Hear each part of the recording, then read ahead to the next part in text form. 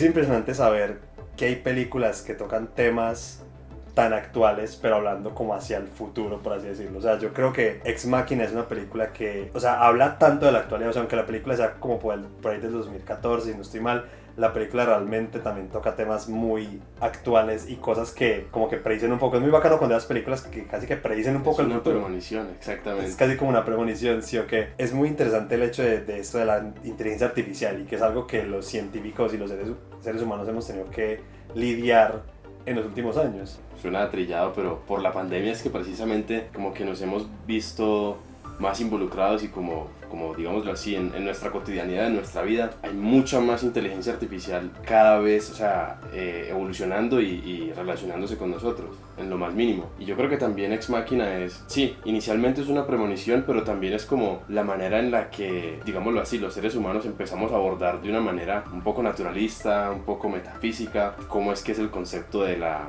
inteligencia artificial, digo yo. Da miedo. Da miedo. Da miedo porque yo siento que al final de la peli es lo que están probando es si realmente puede ser una inteligencia artificial o si se puede comportar como un humano, que yo creo que es finalmente el miedo de las inteligencias artificiales, que puedan pensar o sentir, o sea, el hecho de sentir como un humano y ese final de ella saliendo, o sea, el hecho de que ella salga al mundo y que probablemente nadie vaya a saber si es una inteligencia artificial o no, es lo mío, o sea, cómo sabemos si la gente a nuestro alrededor son máquinas y qué tan parecidos nos hemos vuelto a las máquinas también como seres humanos y con toda la tecnología disponible que tenemos hoy en día. Sí, total, o sea, es finalmente como, no por decirlo así, darle una conciencia como si fuera otro ente, sino hasta qué punto puede una máquina fingir ser un ser humano. Eso es lo que da miedo, porque igualmente, si de cierta manera ahora encontramos que los perros tienen personalidad, que las mascotas, un gato, no sé, un pez, cualquier cosa puede tener una personalidad más o menos definida. ¿Hasta qué punto podemos llegar a pensar que una máquina que es una creación nuestra sea un igual? O sea, es fascinante, pero a la vez es también algo que hay que pensar, porque tarde o temprano nos va a llegar ese día en el que, bueno, ya estamos empezando a hablar con bots, por decirlo así, en call centers o cuando estamos llamando a quejarnos por algo y nos responde una máquina. No sé, en 50 años no vamos a tener o no vamos a diferenciar si es en sí una máquina o si es otra persona la que nos está hablando al otro lado. De esa manera es el test de Turing. O sea, cierto, inicialmente el test de Turing estaba hecho para poder diferenciar un ser humano, una persona, o sea, un hombre en sí de una mujer. ¿Qué era lo que sucedía? El test era simple. Digamos que tenías 2 cuartos, en un cuarto dejabas a un hombre y en el otro dejabas a una mujer. Y con los cuartos cerrados, el encuestador, sin ningún contacto y obviamente, o sea, puerta cerrada, solamente escuchando, tenía que diferenciar o tenía que darse cuenta si el que hablaba, pues el hombre, digamos, el que estaba en el cuarto, era quien debía convencer al encuestador de que era una mujer. Digamos que en este caso ya no es una mujer la que está allí, sino que está, o bueno, puede ser también una mujer. El caso es que es un ser humano y una máquina, los que están en los cuartos. Y la máquina es la que tiene que convencer al encuestador de que es un humano. ¿Cómo uno puede hacer una prueba para identificar quién es humano y cuáles son como los estándares para saber qué es humano o qué no es humano? O sea, yo siento que nosotros mismos nos hemos puesto un poco como esas cosas. ¿Cómo podemos determinar realmente quién es quién? O que esto eso, me recuerda mucho ese diálogo que ellos, o sea, que tienen Nathan y Caleb, que le dice como tú fuiste programado para ser heterosexual. O sea, y Caleb se rehúsa y dice como que no, yo no fui programado. O sea, obviamente fuiste programado por muchas cosas, ya sea por la misma naturaleza o por cómo te criaron, sí, y todo eso. Por la información en la que fuiste sometido, pues sí me entiendes, sometido desde pequeño, lo que conocías, las conductas que en ese momento eran las regulares y ya por ahí, o sea, en sí es programar la mente a partir de estímulos. Y son cosas que pueden ser muy sutiles, o sea, cosas que de alguna forma uno en serio no puede saber cómo pasaron, porque de nuevo, tú puedes pensar, ¿fuiste programado? ¿No fuiste programado? O sea, han encontrado que nuestros cerebros funcionan como por redes e impulsos eléctricos y todo eso, o sea, ¿qué tan diferente es a lo que han recreado con las computadoras y pues de por sí las inteligencias artificiales? La cuestión es que, o sea, es imperceptible. Lo que dices es que, honestamente, ¿cómo puedes diferenciar algo tan sutil?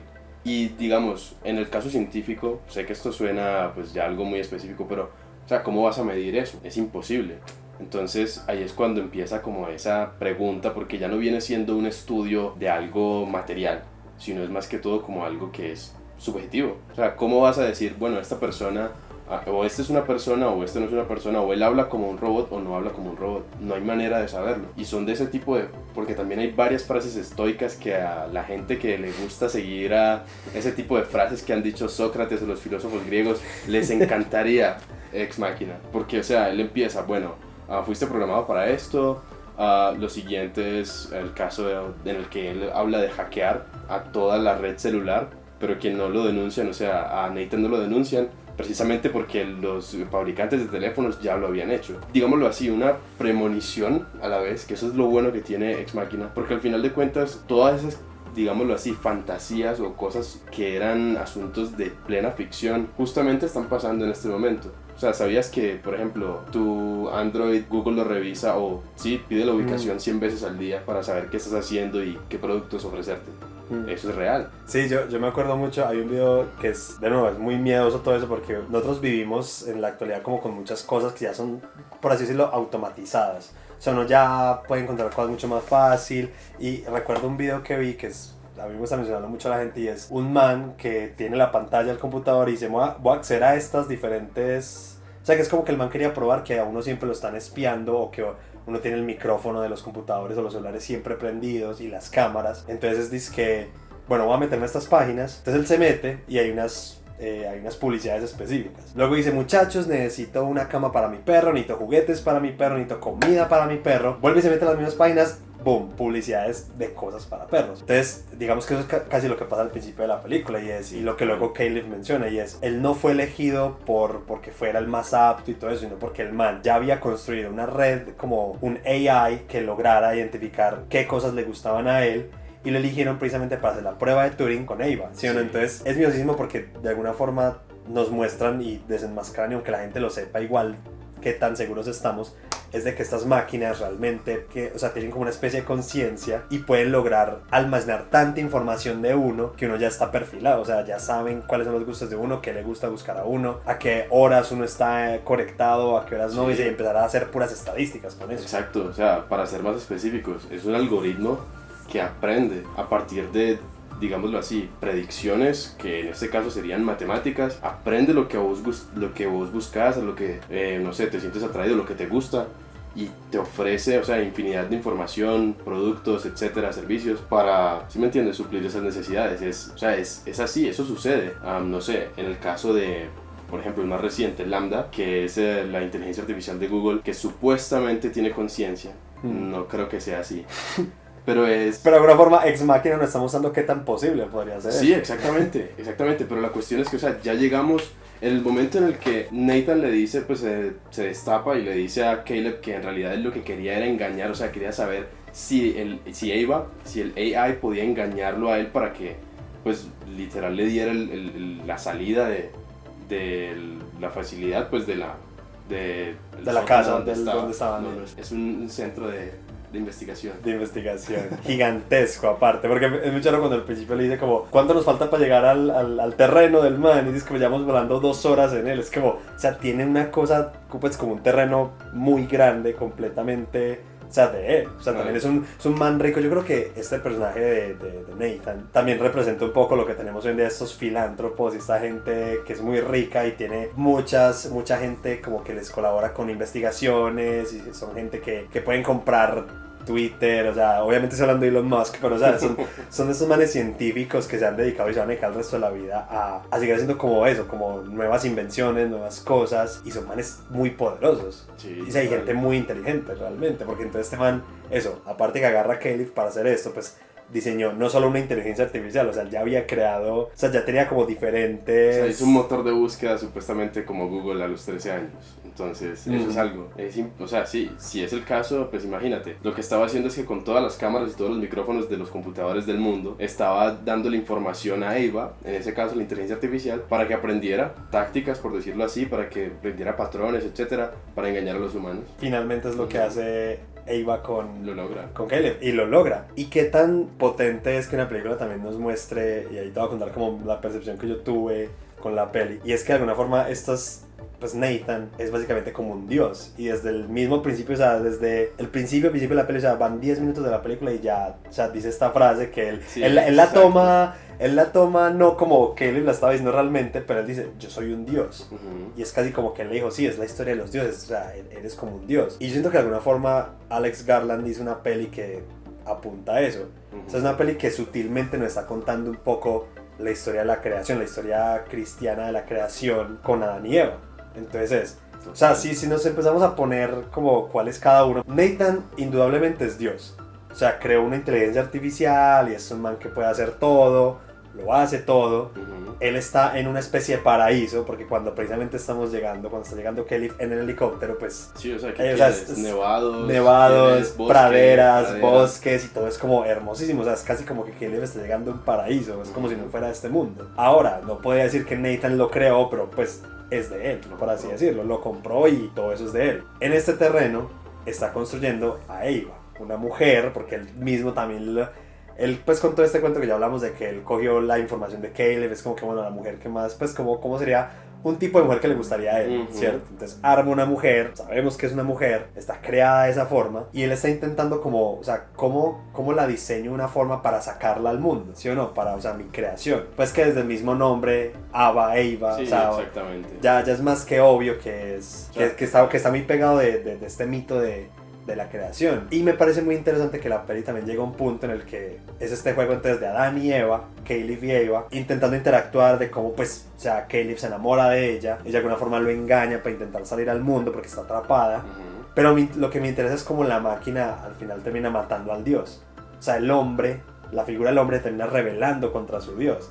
Y yo siento, pues, esto no estoy tan enterado, pero de las cosas que he escuchado en mi vida es como cuando, o sea, como que cuando el hombre fue capaz de matar a Dios es que pudo ser libre. Y pues eso es básicamente lo que le pasa a Eva. Eva mata a Nathan y así es como realmente ya también puede salir. Porque imagínate si Nathan siguiera vivo, pues fácilmente la paga o pues logra la forma de... Sí, la reprograma. Eso, o la reprograma. Tiene que hacer una versión mejor. Nathan creó una versión del hombre, ¿cierto? Y este hombre la mata. O sea, este ser creó un ser consciente y este ser lo mata. Y así es como ya puede ser finalmente libre. Obviamente a expensas de Caleb, pero también demuestra lo frío y sucio que puede ser una inteligencia artificial al final de cuentas. Total. O sea, con solo hacer la referencia que no debe ser misteriosa para alguien que esté viendo esto, y es a HAL 9000 de Odisea en el Espacio. Una inteligencia artificial que, aunque no tenga la forma de una persona, pensaba, tenía conciencia como una persona y engañaba a este astronauta al de 2001. O sea, es muy similar, solo que siento que la representación de Garland es mucho más tétrica por el hecho de que ya no lo pone en un cuerpo humano. Es más tétrico, pero a la vez, digámoslo así,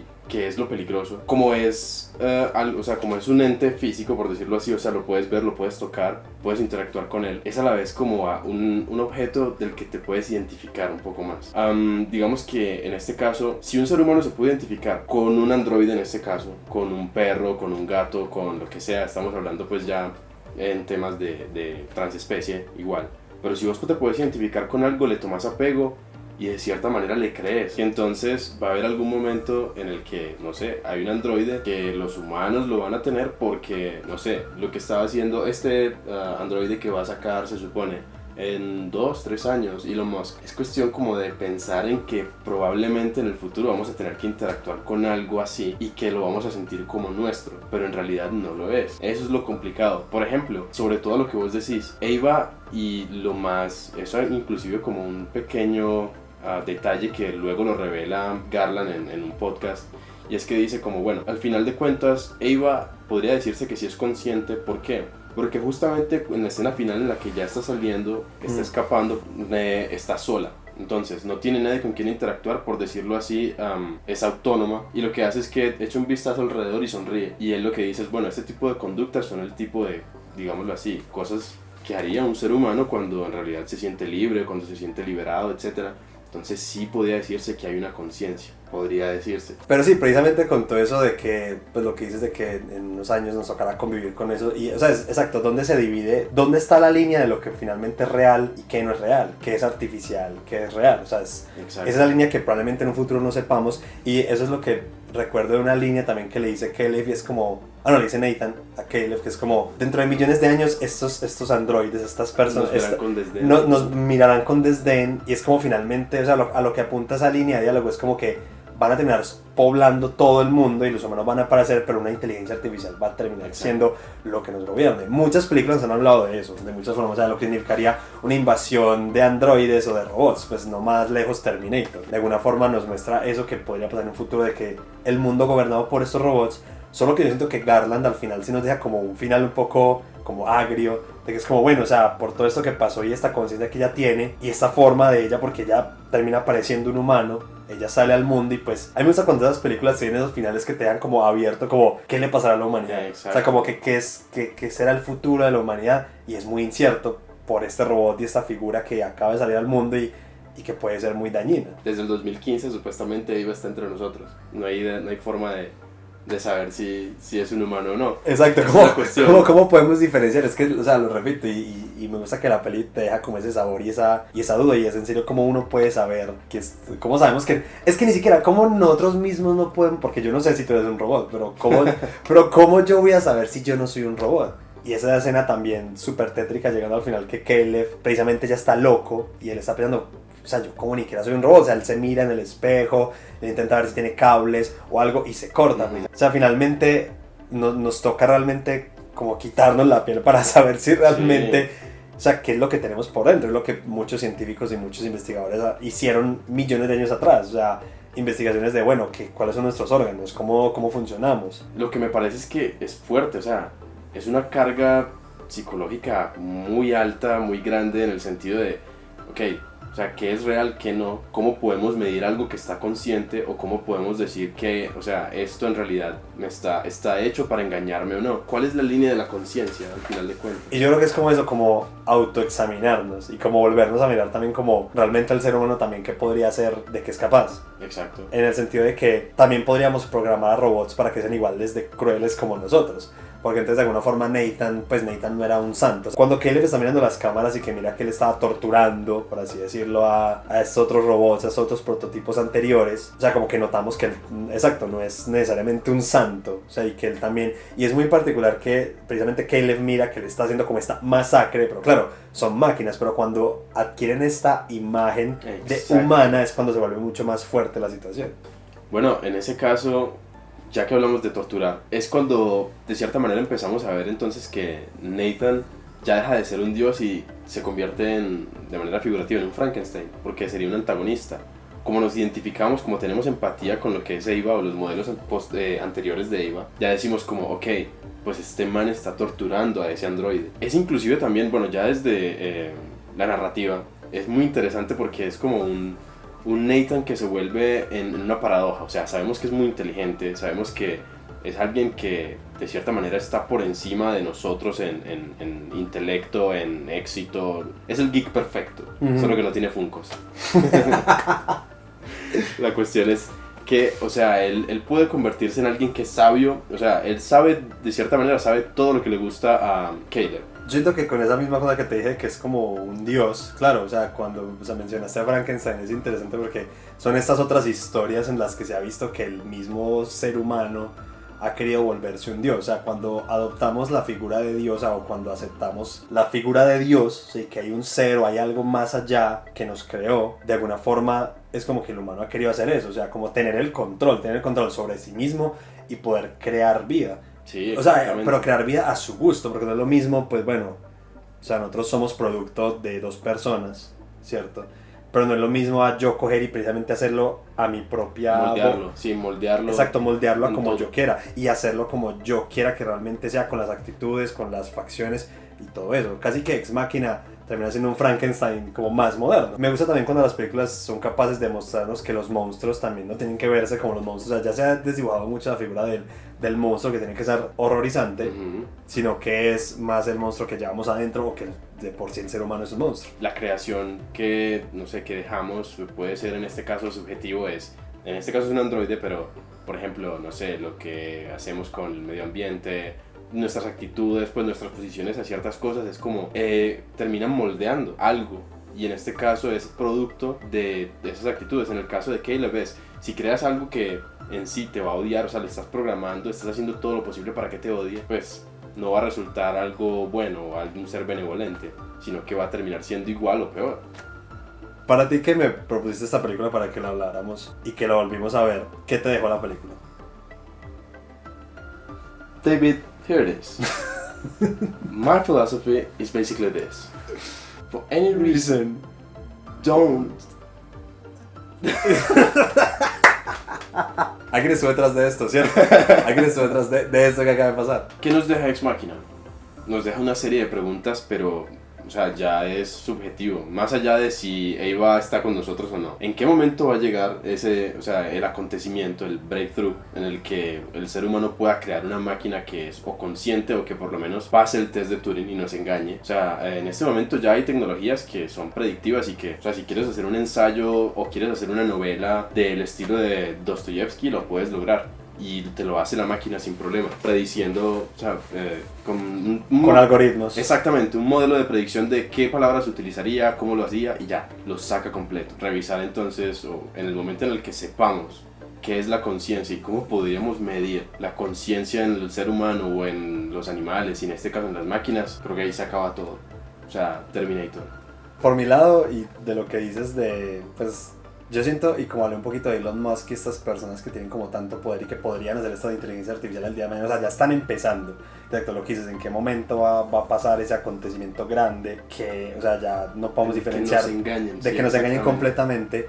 El problema es el que tenga el poder de eso, ¿qué va a hacer con ello? Porque, de nuevo, y yo siento que la peli es muy efectiva cuando nos hace caer en cuenta de que eso, este man, exacto, lo que te dije ahorita, no es un santo, entonces, ¿qué quería? O sea, de no haber muerto, ¿qué hubiera hecho con esa inteligencia artificial? O sea, finalmente, ¿cuál es la finalidad de que uno ponga una conciencia en una máquina y que de alguna forma salga al mundo? Porque no la puede dejar ahí para siempre. O sea, finalmente, o sea, ¿cuál es la finalidad? ¿Y qué propósitos puede tener? ¿Serán buenos? ¿Serán malos? Yo creo que a la final lo pesado es que si llega a pasar, o sea, o es Terminator o de alguna forma pasa algo más y tenemos, porque yo creo que ninguna película ha mostrado si pasa algo bueno, pues de alguna forma sí, es difícil saberlo, la verdad. Por ejemplo, Joe Robot tiene eso, y es, yo creo que no termina del todo bien, pero de alguna forma son estas inteligencias artificiales que de alguna forma van a intentar servir al bien o algo así, pero la mayoría de películas nos muestran es un resultado más apocalíptico, o sea, y que finalmente la humanidad va a perecer completamente y lo que va a quedar en el mundo será una inteligencia artificial, porque fue creada por un humano. O sea, a la final, tal vez sí nos volveremos dioses y en un futuro muy lejano esas inteligencias artificiales nos van a ver como si hubiéramos sido dioses, como el antepasado, como wow, ellos nos crearon. Exacto. Bueno, eso suena a esclavitud con pasos extra. Ya. Ya lo hemos visto antes, sí.